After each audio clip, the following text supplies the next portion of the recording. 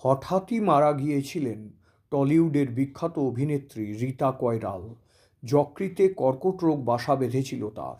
অল্প সময়ের মধ্যেই দারুণ অসুস্থ হয়ে পড়েছিলেন বাংলা সিনেমার এই দুঁদে খলনায়িকা।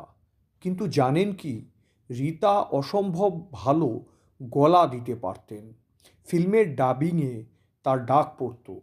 সেই রকমই একটি ডাবিং করে চূড়ান্ত হেনস্থা হতে হয়েছিল রীতা কয়রালকে, এবং তার সেই হেনস্থা করেছিলেন মুম্বাইয়ের নামজাদা অভিনেতা অনুপম খের।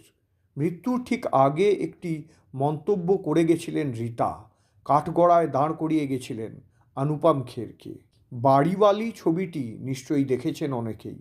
প্রয়াত পরিচালক ঋতুপর্ণ ঘোষের নির্দেশনায় তৈরি হয়েছিল এই জাতীয় পুরস্কারপ্রাপ্ত সিনেমাটি। সেরা ছবির জন্য জাতীয় পুরস্কার তো বটেই, মনোনয়ন জমা পড়েছিল সেরা অভিনেত্রী বিভাগেও।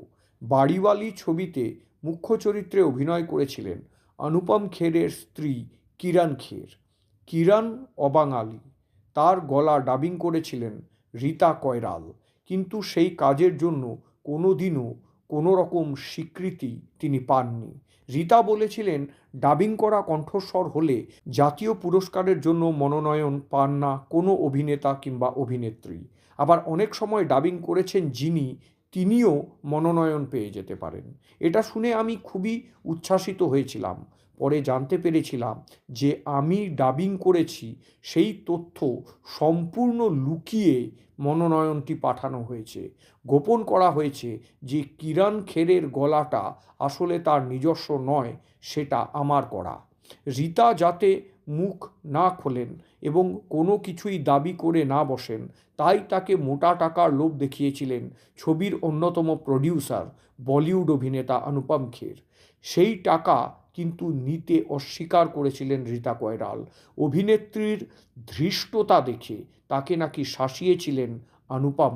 বলেছিলেন, দেখব তুমি কি করে ইন্ডাস্ট্রিতে কাজ করো।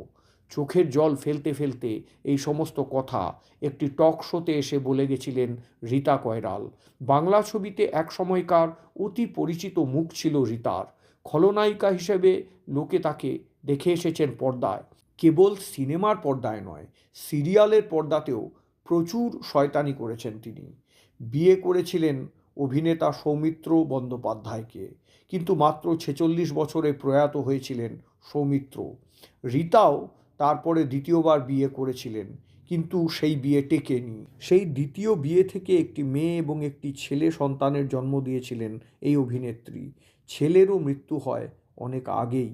বাংলা সিনেমা চিরকাল রীতা কয়রালকে তার অসাধারণ অভিনয়ের জন্য মনে রেখে দেবে।